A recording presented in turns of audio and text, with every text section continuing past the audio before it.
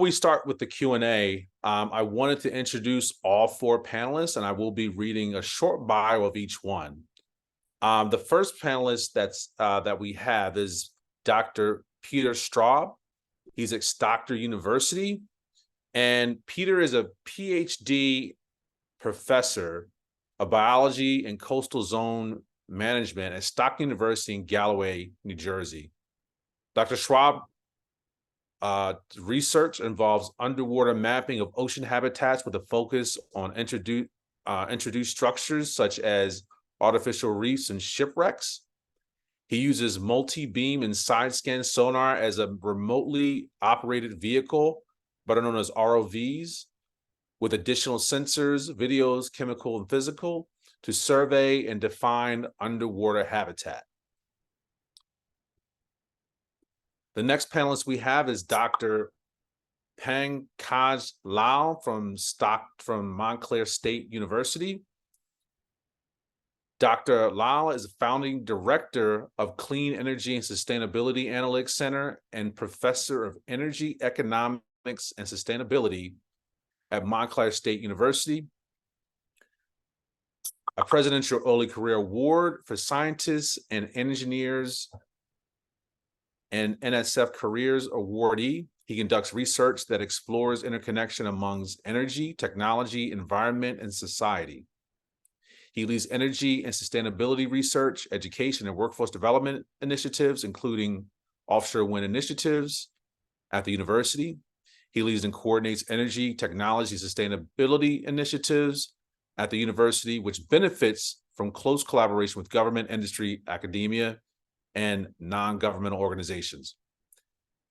He has long-standing research supporting and engagement in practice and received more than $21 million from his research from federal and state agencies, multilateral institutions, industry, and foundations. He also acted as a reviewer of the fourth National Climate Assessment under the U.S. Global Change Research Program. He received his PhD from the University of Florida, Master's of Business Administration, and MA degree from India.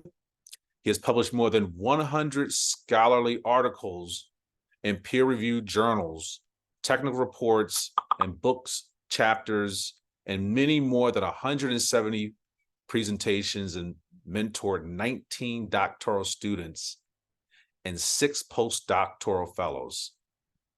Very impressive. For the last two panelists, Captain Paul Eidman, English for offshore wind.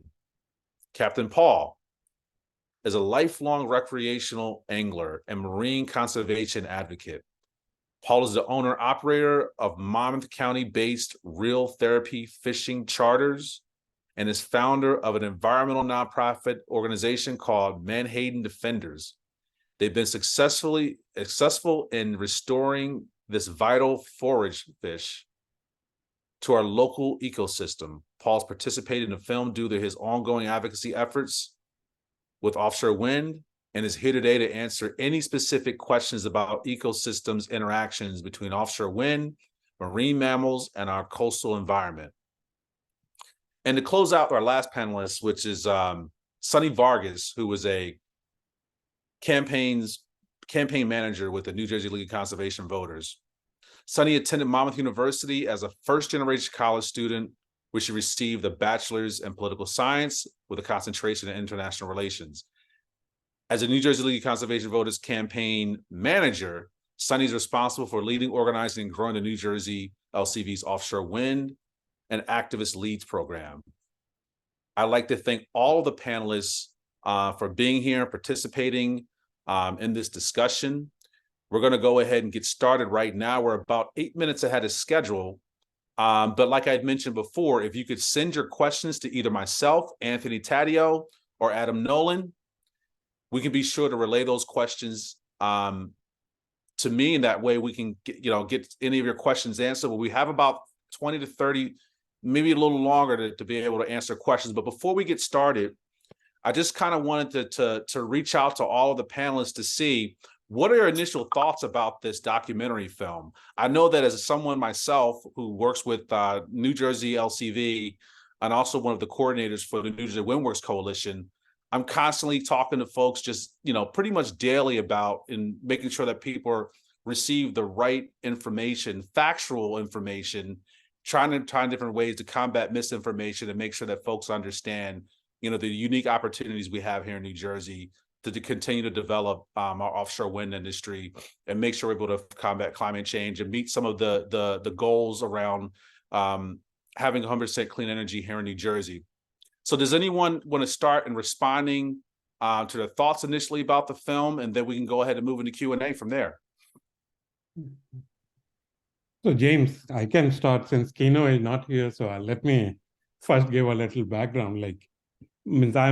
So Kino came to me as like, when he started this documentary or planned for this documentary, he didn't know anything about offshore wind. So it was like a clean slate. Like, as you can see, he narrates that like he didn't know because he came from Peru. He was in our master's program. He was not in a filmmaking program, no science. That. He is an English major. It's English communication. So think about that. Like going deep into that, I wanted him to think about a clean slate, no biases, because I know myself. Like if I know offshore wind, I might have some inherent biases, knowing that others might also be aware of. So this documentary is, in a way, free flow documentary. Means it has gone through some editing and others, but as the other participants like Sunni, Captain, and Peter and others can attest to that, there was no script. There was nothing. It was a free flow conversation that whatever you think, and that's the way it has been documented. So one way we'll say that it was university have a neutral role to play. We don't take sides. We work with everyone. But think about that. It's coming from a perspective of a student. I take it as a graduate student, a filmmaker is also a graduate student who learned about offshore wind along the way. And it's his perspective as well as the audience one. So I'm very proud in a way, like he came from our program. So it's a proud moment for us. I hope he was here, but it's from a learning that when he finished the documentary, he knew a lot about that, means in terms of controversy, and also looking at somebody else's perspective that you might or might not agree with, but thinking about a dialogue and discourse. And I really like the closing, that this is continuing the conversation forward.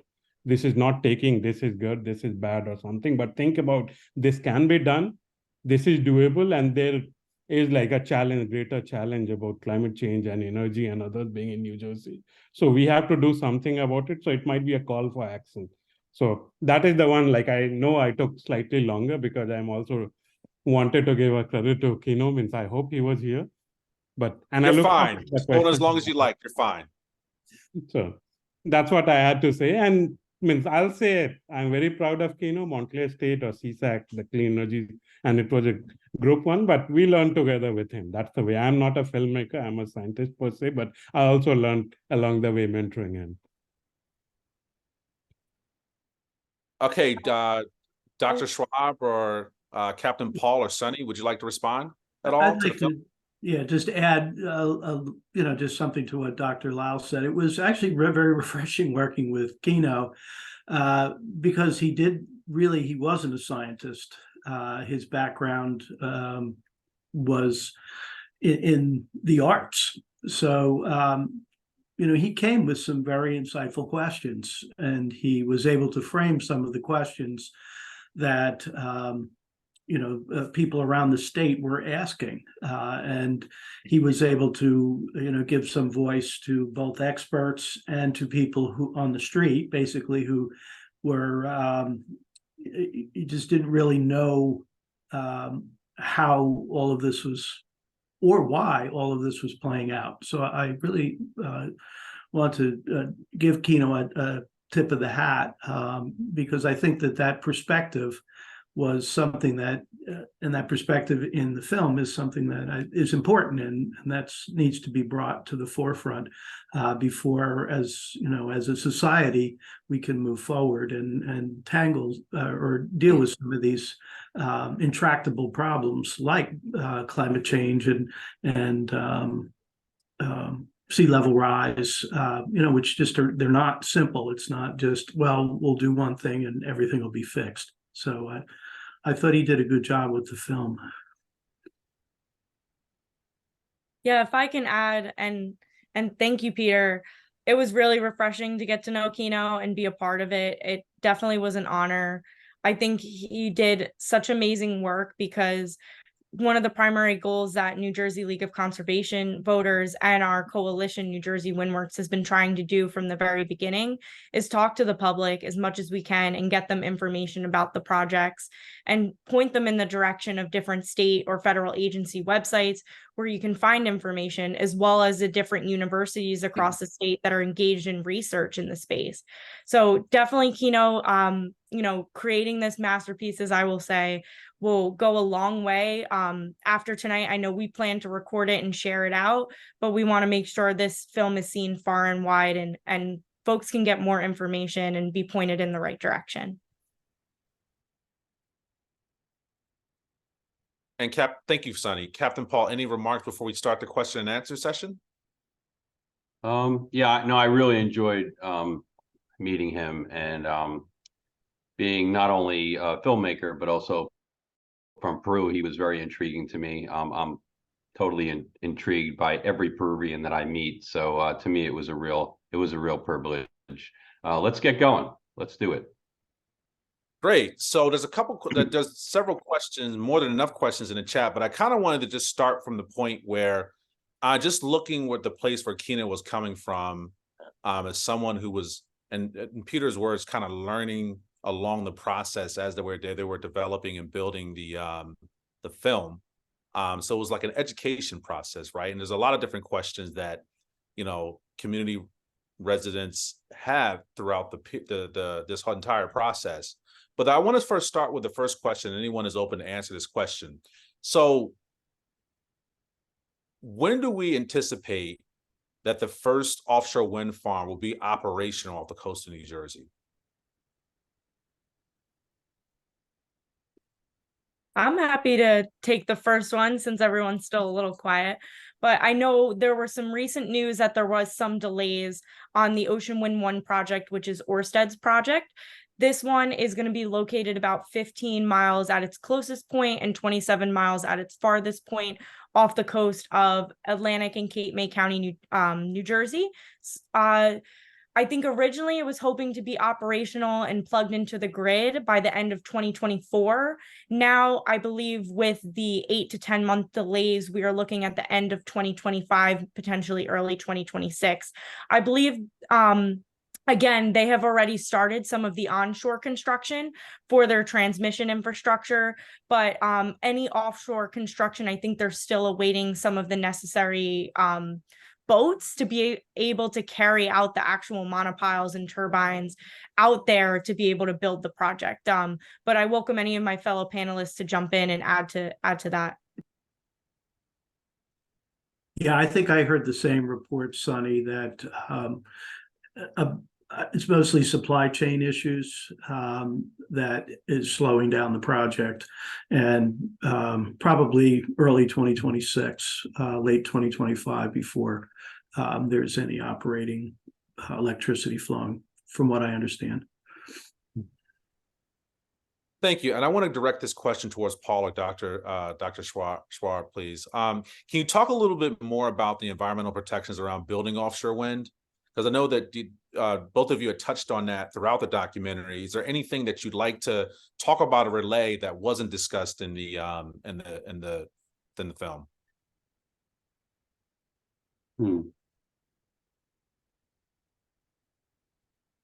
I guess I could take a stab at it. I guess people just they don't really know the requirements set forth by BOEM initially to each developer, and just how detailed the restrictions are.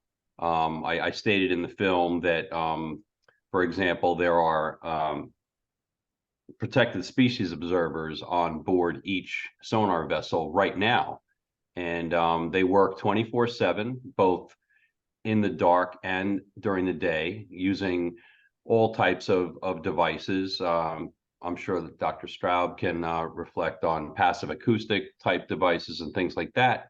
But I will say that there have been literally thousands and thousands of hours and miles covered by these vessels all of which are excruciatingly documented and submitted daily.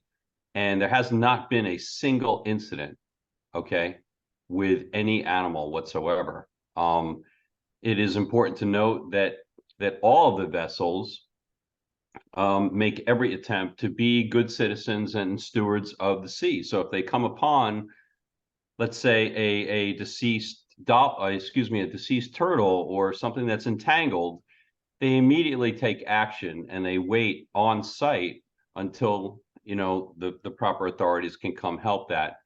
Nobody knows about that. Nobody knows about the 6 hours that the entire crew of 28 on board waits for a turtle to swim away. They just don't operate their gear. It's as simple as that. And it's not that the gear is going to hurt the turtle. It's just that that's the requirement. They are required to shut everything down. And, you know, the way it appears, you know, online and in the news and wherever else, it makes it sound like these things, their shells are literally being split in half by the sonar. And it's just simply not true. It's all just rhetoric. And this really, you could tell it really gets to me, because the truth needs to get out there, and quite frankly, the developers need to come out front with it and have, you know, more public interaction. They need to be more transparent and make sure that yeah, you know, the federal government has a really tight rein on the actions at sea. I'm hoping that touched upon things. It does. Thank you, Captain Paul. Yeah, and if I could add to what Captain Paul has said, these are not in any way new technologies. The Army Corps of Engineers is constantly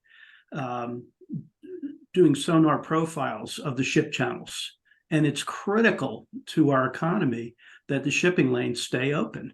And it's the same instruments that you're using to map a bottom that you're going to, you know, put some sort of a structure on. The frequencies that are used are have not been shown to be harmful to animals. There are certain frequencies that are used for high or very low frequency to map very deep oil deposits. Now, those can be dangerous to animals, and you have to be very careful when you use those, but those look at very deep deposits in places like the Gulf of Mexico. And if you're looking for petroleum off of our coast, those aren't the frequencies that are used to map the bottom. With the protected species as well, as Captain Paul said, if you see animals, if they're spotted, the work stops. And that's just that.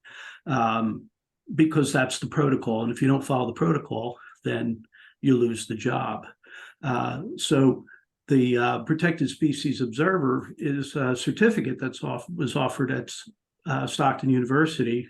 We have a program in which we train protected species observers, and you have to follow the guidelines of the National Marine Fisheries Service under the Marine Mammal Protection Act. So there are rules. You have to have a certain amount of training. You just can't call yourself a protected species observer. And you have to apply to the National Marine Fisheries Service once you've had the training. So folks who do that type of work are very good at it. They can tell whales from dolphins, from porpoises, from turtles, et cetera, and they know what the rules are and how far an animal has to be from a work site. There's also other things that are done in ocean work sites. One is when you do pile driving, you have to make sure there's no animals around, but also jets of air and bubble curtains are used to block acoustic signals. So it's not like we're inventing how to work in the ocean. The petroleum industry has been doing this for years and years, starting from very close to shore, near Santa Barbara in California, out to the deepest wells in the middle of the Gulf of Mexico. Engineers understand how to work in this environment. They understand how to protect the species that are out there.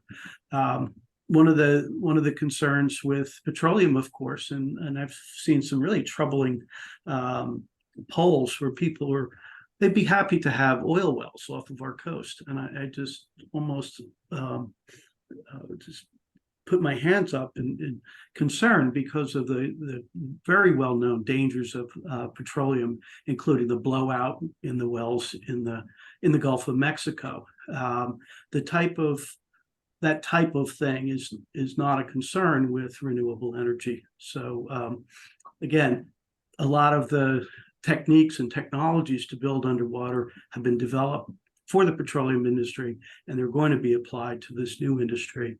But I think having an output of cleaner energy will be the goal. And so to continue on, and as we continue to please add your questions into the chat, we're going to continue to go through the questions. But I do have a question for Dr. Lal real quick. And if you can kind of, respond to this question. So as far as wind energy and its efficiency compared to fossil fuels and other sources of energy as well, can you talk a little bit about that? And also, because there's been a lot of misinformation about the size of the turbines and so forth and how that works. Can you elaborate on those two factors?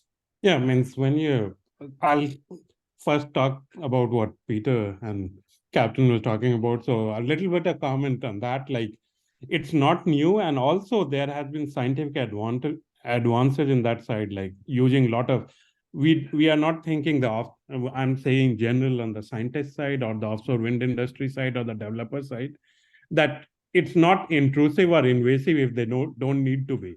So it's not that like for information that can be gathered through sensors or others, or through, that is the way. It is not that these boats are there or these vessels are there just because they're doing that, but they are following, and also we'll like communities and others to also to respond. So there's like which Sunny talked about, stakeholder involvement process and comments even on the science side of things. Like it's not that things are happening in silos and others, it's happening open, like Boehm and others have to follow the process, and conversation is always good for scientific development. That's the way I'll say. Like it's always good conversation. We work in ivory towers, we always say in the university, which is our campuses, but it's always good to come to the other side and see that, yes, as a citizen, like how do we believe, and what we might have inherent biases, but if we don't talk, if we don't lay it out in the open, things don't move forward. So I like it in a way, at least things are changing.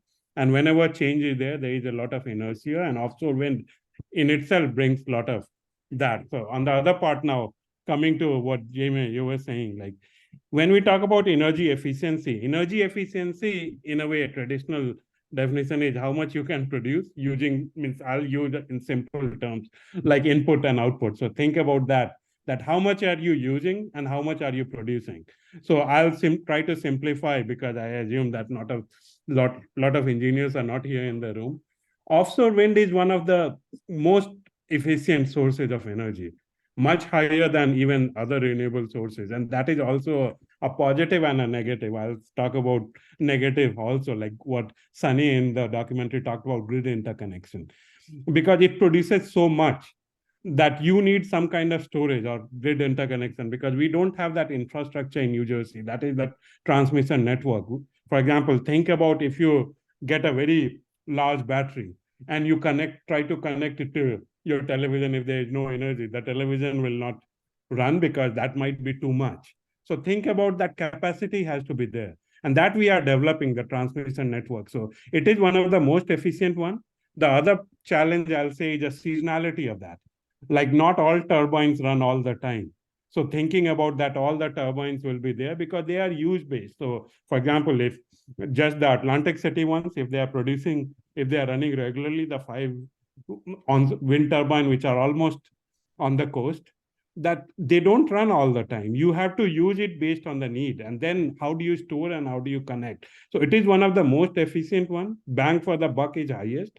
But we have to grapple that in terms of like, how do we connect it to the network? How can it be transferred to one of the densest areas where a lot of energy use is there? So think about bringing that energy back is a challenge. And the second part, like Jamie, what you talked about, not just efficiency, but the question is, like, why are we changing the grid in a way? Like, think about any large energy transition happens. There is like, we went with thermal to nuclear. There were a lot of investments in. Means I'm talking about like, if you look at any historical transition, when we are changing the profile of the grid in a way, or when we are making it more cleaner or greening the grid, it's a process. It cannot be done overnight, but the kind of opportunity that we have in the New Jersey region or New York, New Jersey region is huge. It's one of the most energy efficient one in terms of, and also it can also act as a bane in a way, like it runs on its own. So running cost is less, maintenance cost is less, and the energy output is huge, but we are still grappling with the challenge. How can we be bringing it back to the grid and then providing it to the consumers? Because it might be overproduction if we don't emit the transmission part, like how will we transmit, how will we store, and how can we use it all the time, rather than, because wind energy is a seasonal source of energy. It will not run 24 hours a day. Means until unless if it's in the sea, it will have some downtime. So we have to think about those challenges ahead, and the state as well as the developers and transmission networks are working on that part. So I'll say not all the solutions come in momentarily. It takes time. It's a process. And we have been talking about offshore wind for last 3 years. We will be talking about that for at least a decade or two. That's the way I'll say. Jamie, I hope I answered the question. You did. Thank you. So let me just go with to another question, because like I mentioned before, one of the more important aspects of making sure that we're armed with scientific and factual information about offshore wind and its benefits and so forth is tackling disinformation and misinformation. So I think that one of the main things that we provide at New Jersey WindWorks and also New Jersey LCV is providing that information and providing factual and accurate information. Does anyone want to talk about any sources? This is a direct question from folks who are in attendance here. Given the extent of apparent misinformation out there, what information sources are reliably objective and factual? Yeah, I'm happy to jump in, and I welcome my other panelists to add. So I think offshore wind is really difficult because it's such a dense subject, and it can have technical jargon that, you know, even myself, when I first started in this role, it can be extremely challenging, right? It can take a while to figure out what that exactly means. So looking at the state websites and the federal agencies and reports that come out, it can be extremely dense. I do encourage the public always to make sure that they're checking it out, because things are there and it is for the public. And I think, you know, the role of NGOs like New Jersey WindWorks and our coalition members, as well as the universities, is to work together in a partnership to talk and communicate with the community, help them break down what those state or federal reports say, what is on the developers' websites even, because there can be that information gap. But I welcome, and I know that our partners and our panelists on this call definitely have so many suggestions, but I think like the most important is to talk about offshore wind like regular people, break it down into normal terms, and really focus on the main points here. Of I think it can get really distracting. And the one thing I will leave everyone with is don't go on social media. Facebook is not Google. Definitely even worry if you're using Google. Sometimes it's a good place to start at a state website, a federal website, or even the developer's own page. Yeah.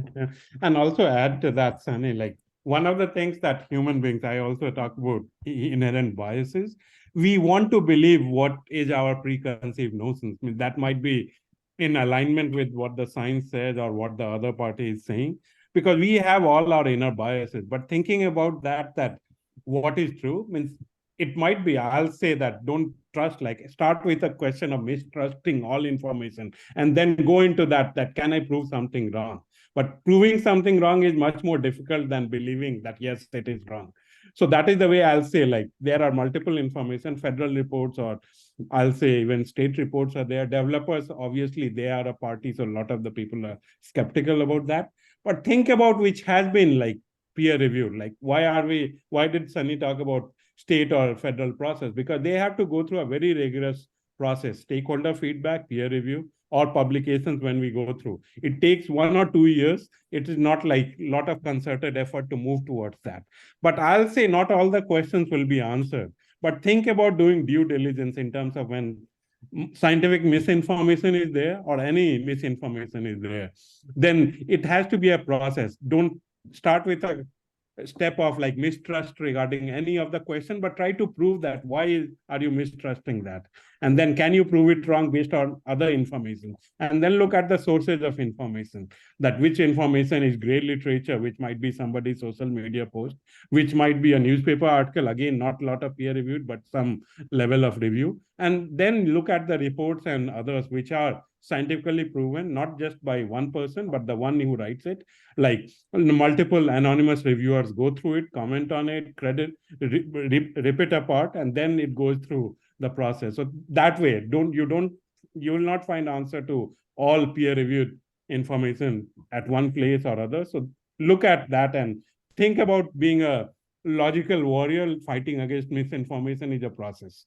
So there can be very low hanging fruits where you want to believe it is true, and where it might be newspapers or others which have their own credibility but can be slanted as well based on the politics and policy at that time. But move toward the slower one, which is the federal or state reports or other peer-reviewed literature. And here, a lot of the communication, like what Sunni, you and others, NGOs and others do, because we at our side, we don't have the bandwidth at the universities to work with the communities in such a deep way, like, oh, we can answer, we can come to these meetings and we can provide, but thinking about simplifying the reports into a 2-pager, 1-pager, and sending it across. If you have questions, ask us and we'll get back to you. Those are some of the things.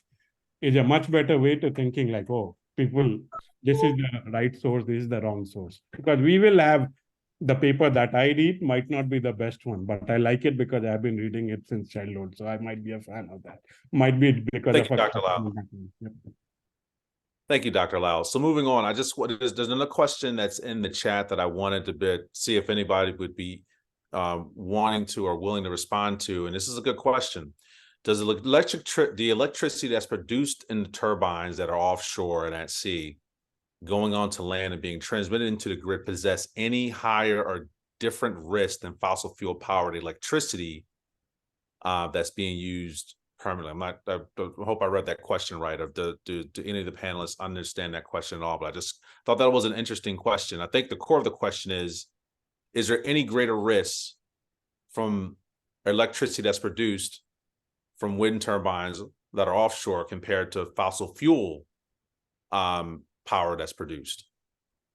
I think I could take a shot at that. I really don't think that there's any intrinsic difference between the transmission from a coastal system onshore. There's been some concerns about EMF, electromagnetic forces. That's been a concern of people who live under transmission towers. Is that linked in some way to health concerns? And I think that there's pretty strong evidence that there aren't health concerns with EMF. And I think that one of the biggest concerns environmental groups have posed was whether or not that would disrupt fish migrations. And cables are buried under the sediment, 6 feet under. They're shielded. The electricity is not leaking in any way.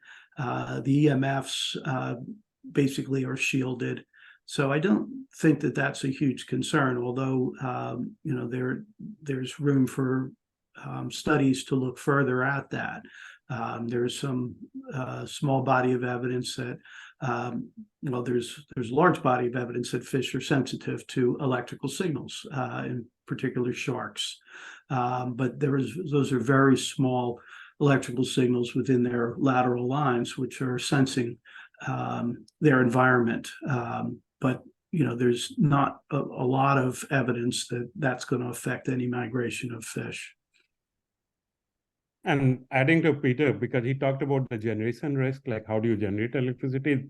Transmission risk is much lower as compared to fossil fuels. That is the way. So it's not higher, but it's much lower.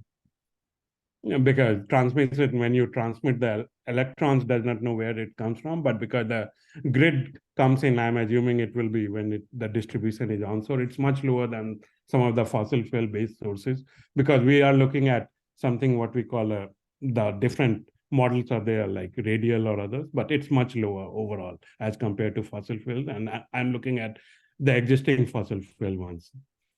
So the fossil fuel risk means as compared to the traditional one, it's much lower.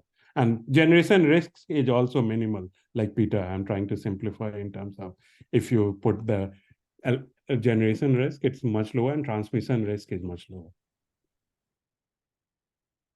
Okay, thank you for your response. So I think the next question, I want to ask Captain Paul a question, and this is similar to several questions that are in the chat. In the documentary, you talk briefly about the opportunities for recreational fishing with having turbines in the ocean and the water. Can you talk a little bit more about artificial reefs and how you see that? Kind of, if you want to expand or elaborate or highlight that a little bit more. Well, I guess I can relate to the statement that Sunni made in the film, where she was talking about how along our coastline we have this rather shallow sandy shelf, okay, and then ultimately that tapers off and goes down into the canyon. So waters less than 200 feet are ideal for the placement of these wind turbines. Anything deeper than that, they're going to have to use floating type wind. But that's a whole separate subject. Presently, we're developing, monopile based foundations that are going to be planted up and down the coast. Currently, the state of New Jersey, and I'll stick to New Jersey, has 13 artificial reef sites that have been created for use by divers, and recreational fishermen, and we continue to add, debris, old chunks of bridges, tanks, buses, you name it. We clean them up, we put them down there, and then the fish live in there. But they're doing that because our coastline is right in front of New Jersey, is relatively barren, okay? And by adding this enhanced structure, you're instantly creating more habitat and it goes right up the food chain. I happen to, I'm like a forage fish guy. Forage fish meaning any little creature that some bigger creature eats. So in order to have all these bigger creatures, in order to sustain fishing, you have to start with this benthic habitat. What's cool about offshore wind is these monopiles, these 40-foot diameter poles that are going into the seafloor, are going to create different kinds of current breaks and different situations for all types of creatures to hide behind, to take shelter, and of course, get eaten. So from a fishing perspective, this will be what we call a FAD, or a fish aggregating device. And at different times of the season, it's going to aggregate different types of fish. Right now, if there's only 13 of these areas on hundreds of miles of shoreline, that's really not that much. By us adding several hundred of these foundations along the coastline, it will most certainly affect our entire ecosystem in a positive way, because it's going to enhance this. I liken them to a fish factory.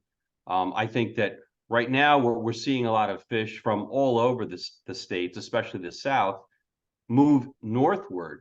And what my hope is that many of these species, as well as the ones that we have now, will stay put longer along our coastline, making them not only available to recreational anglers, but for commercial anglers, commercial fishermen as well. I think it's a win-win for both.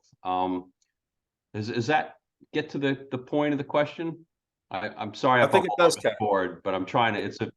It's a round question, No, it does, Captain Paul. So I'd like to, if anyone would like to make any closing remarks, it's 7:27, and I know that we said we were going to be till 7:30, but in light of that, I want to thank all of the panelists, Dr. Peter, Dr. Lal, Captain Paul, and Sunni as well. Thank you for this. I hope that we can continue this dialogue that we're having not only in different parts of the state, but also statewide around, offshore wind, and making sure that we're, providing science-based factual information about offshore wind and the benefits that it will have to our communities in New Jersey for in a lot of different aspects. So next slide, please. If I could just add a closing comment, you asked for closing comments and we really didn't. Sure. I would just like to say that we need to focus not on what's going on, but what is the cost of us doing nothing? There is nobody talks about this.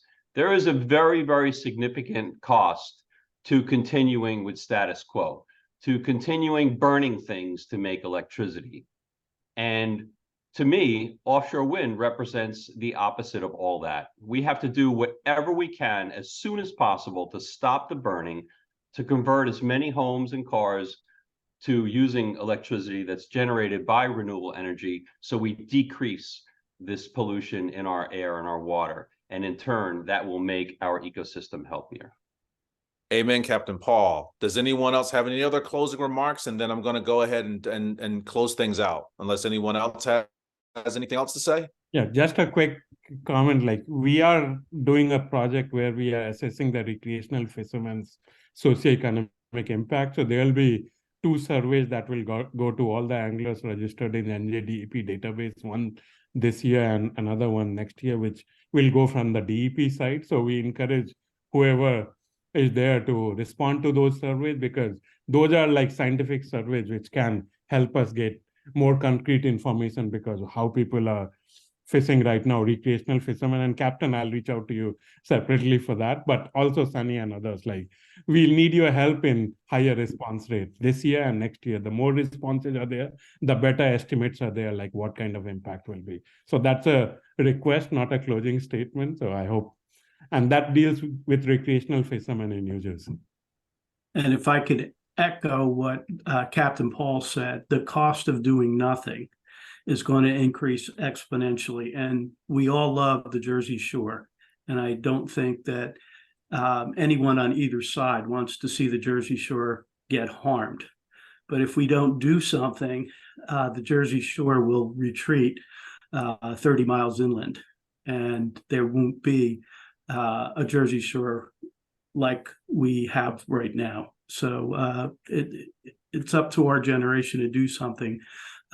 This is our time, and unless we do something like adopt alternate energies and decrease carbon, we are going to have a very sticky situation when the waters rise. And thank you for hosting this. This was a wonderful forum.